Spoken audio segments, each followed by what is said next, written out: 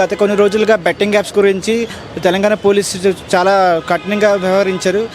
11 మంది ఇన్ఫ్లుయెన్సర్స్ మీద కేసులు నమోదు చేశారు. దాంట్లో ప్రముఖంగా తేజ, విష్ణుప్రియ మీద కేసు నమోదు చేశారు. ఇప్పుడు వాళ్ళు నోటీసులు కూడా ఇచ్చారు.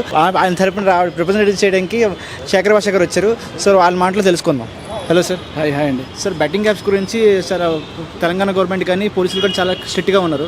సో దాని మీద మీరు అభిప్రాయం ఏంటి? లేదండి, ఖచ్చితంగా స్ట్రిక్ట్గా ఉండాల్సిన అవసరం ఉంది. బట్ స్ట్రిక్ట్గా ఉండి కేసులు పెట్టడమే కాదు, వాళ్ళకి అసలు లైసెన్స్లు ఇవ్వడం కూడా రద్దు చేయాలి. ఇటువంటివి ఎక్కడా కూడా కనిపించద్దు. బయట మనకి మెట్రో వాటిపైన లేకపోతే పెద్ద పెద్ద హోర్డింగ్ల పైన కూడా కనబడుతుంటాయి. సో ఓన్లీ అంటే ఇదేంటంటే ఓన్లీ కేసులు పెడతాం అనేదే కాకుండా అసలు ఎక్కడ కూడా కనిపించద్దు.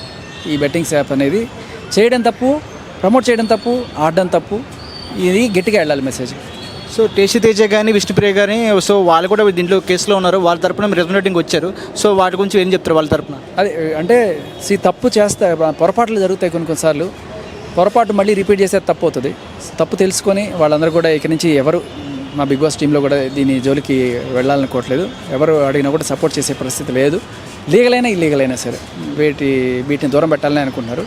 So which is good. Already మీరు గమనిస్తే వాళ్ళ ఇన్స్టా హ్యాండిల్స్లో వీడియోలు చూస్తున్నారు మీరు. సో ఇటువంటి టైంలో ఈ కేసు రావడం అనేది కొంచెం వాళ్ళకి ఇంత చేసినా కూడా మనకి అవుతుంది ఏంటా అని ఒక చిన్న ఇది పడింది. బట్ వాట్ ఎవర్, చట్టం దానిపైన చేసుకుపోతుంది. ఏదైనా లీగల్గా వాళ్ళు ఫేస్ చేస్తారు. కొంత ధైర్యం కావాలి ఫస్ట్. కొంతమందికి ఇది ఫస్ట్ టైం కాబట్టి ఈ లీగల్ ఇదంతా కూడాను కొంత టైం తీసుకుంటున్నారు. సో దీంట్లో ప్రముఖంగా వినిపించేది హర్ష సాయి కూడా ఉన్నారు, అట్లాగే ఇమ్రాన్ ఖాన్ కూడా ఉన్నారు. ఆ ప్రముఖ యూట్యూబర్స్ కూడా మీరు సపోర్ట్ చేస్తారా? నేను వాళ్ళకి సపోర్ట్ చేయాల్సిన అవసరం లేదు. వాళ్ళకి వాళ్ళ లాయర్లు వాళ్ళ హడావిడి వాళ్ళకి ఉంది. అండ్ అంటే వాళ్ళు they are into I don't no.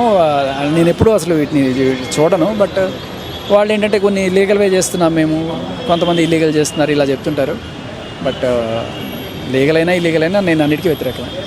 So commissioner గారు సజ్జనార్ గారు కూడా చాలా కఠినంగా వ్యవహరించారు. So say no to apps అంటున్నారు. సో వాటి గురించి ఏం చెప్తారు? ఖచ్చితంగా అండి. అంటే ఆయన మాత్రమే కాకుండా గవర్నమెంట్ కూడా ఇది చొరవ తీసుకొని ఇటువంటి వాటికి లైసెన్సెస్ కూడా ఇవ్వకుండా, అంటే దీంట్లో లీగల్ ఇల్లీగల్ అనే డిఫరెన్షియేషన్ లేకుండా మొత్తం తీసిపడేయాలి. అదే నా కోరిక. సో గవర్నమెంట్ తరపున మీకు ఏమైనా చెప్పాలనుకుంటారా? ఇంకా కఠినంగా చేయాలని మీరు చెప్తారా? గవర్నమెంట్ రిక్వెస్ట్ చేస్తారా? ఇప్పుడు చేస్తున్న చాలా మంచి పని అండి. ఇప్పుడు ఇలా కేసులు పెట్టడం అనేది ఒక హెచ్చరిక. బేసికలీ వీడి మీద ఎంతవరకు చర్యలు ఉంటాయి, వీడి మీద చేస్తారా లేదా అనేది పక్కన పెడితే అసలు ఫస్ట్ ఆఫ్ ఆల్ ఒక భయం అయితే క్రియేట్ అయింది, ఒక మెసేజ్ అయితే వెళ్ళింది. దీనివల్ల చాలామంది ఆగుతారు. సో తేజ కానీ విష్ణుప్రియ కానీ మళ్ళీ వస్తారా? ఇప్పుడు ఈరోజు రాలేదు కాబట్టి రేపు కానీ ఎల్లుండి కానీ వస్తారా? రేపు ఎల్లుండి వస్తారు ఖచ్చితంగా. ఓకే, థ్యాంక్ యూ అండి.